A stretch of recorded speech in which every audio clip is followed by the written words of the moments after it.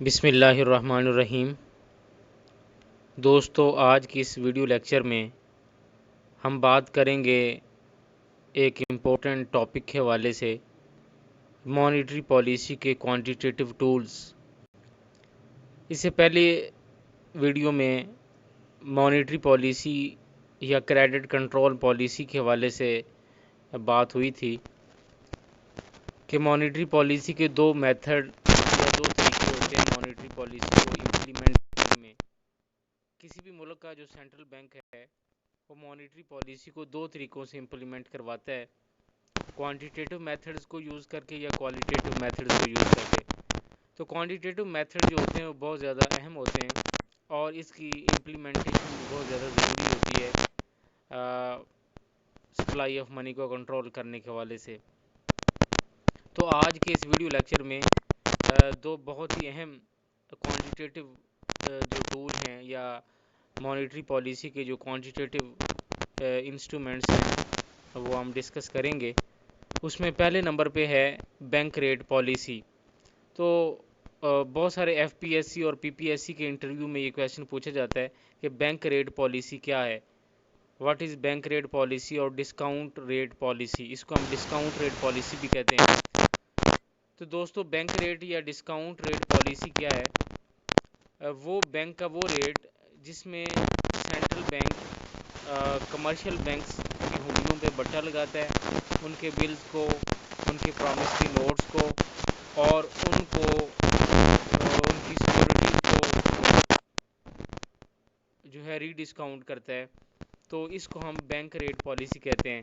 Bank rate is the rate at which the central bank rediscount bills of exchange، یعنی وہ rate یا وہ percentage جس پہ جو مرکزی بینک ہے، جو ہمارا اسٹیٹ بینک ہے یا سینٹرل بینک ہے، وہ ری ڈسکاؤنٹ کرتا ہے، دوبارہ ان کو ڈسکاؤنٹس کر رہا ہوتا ہے ان بلز کو، ان پرومسری نوٹس کو یا ان سیکورٹیز کو جو کہ کمرشل بینکس کے پاس ہوتی ہیں، جو کہ کمرشل بینکس نے ڈسکاؤنٹ کی ہوئی ہوتی ہیں پبلک کے لیے۔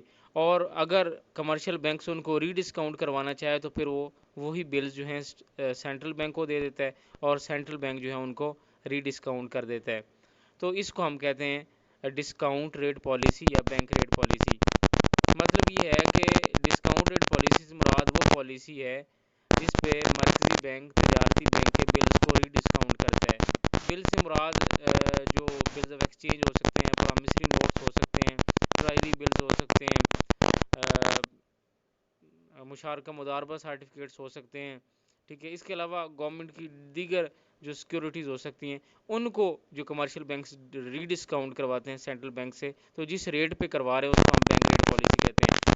اچھا، آئیے تو پتہ چل گیا اب ریٹ کا تعین کیسے کیا جاتا ہے کہ ریٹ جو ہے اس میں اضافہ کمی کیسے ہوتی ہے۔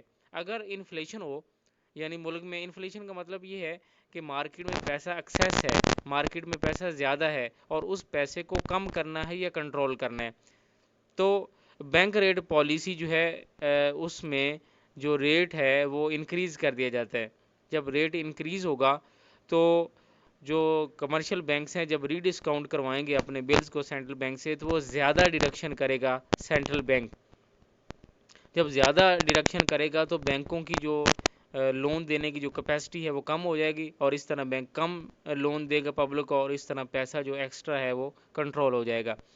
اسی طرح وائس ورسا سچویشن میں جب مارکیٹ میں پیسے کی شارٹیج ہے یا ڈیفلیشن ہے تو اس صورت میں جو ہے بینک ریٹ جو ہے وہ کم کر دیا جاتا ہے۔ تو بینک ریٹ جب کم کرے گا تو جب کمرشل بینکس ری ڈسکاؤنٹ کروائیں گے بلز کو سینٹرل بینک کے پاس، تو وہ کم پیسے جو ہے کٹوتی کرے گا سینٹرل بینک، اور جب کم پیسے کاٹے گا تو بینکوں کی جو لون دینے کی کیپیسٹی ہے وہ بڑھ جائے گی۔ تو اس طرح جو ہے جو پیسہ کم تھا مارکیٹ میں، جو لوگ زیادہ لون لے کے پھر وہ مارکیٹ میں پیسہ زیادہ چلا جائے گا۔ تو اس طرح انفلیشن یا ڈیفلیشن میں کب بینک ریٹ انکریز ہوتا ہے اور کب بینک ریٹ ڈیکریز ہوتا ہے۔ انفلیشن میں بینک ریٹ جو ہے یہ انکریز کر دیا جاتا ہے اور ڈیفلیشن میں بینک ریٹ جو ہے یہ ڈیکریز کر دیا جاتا ہے۔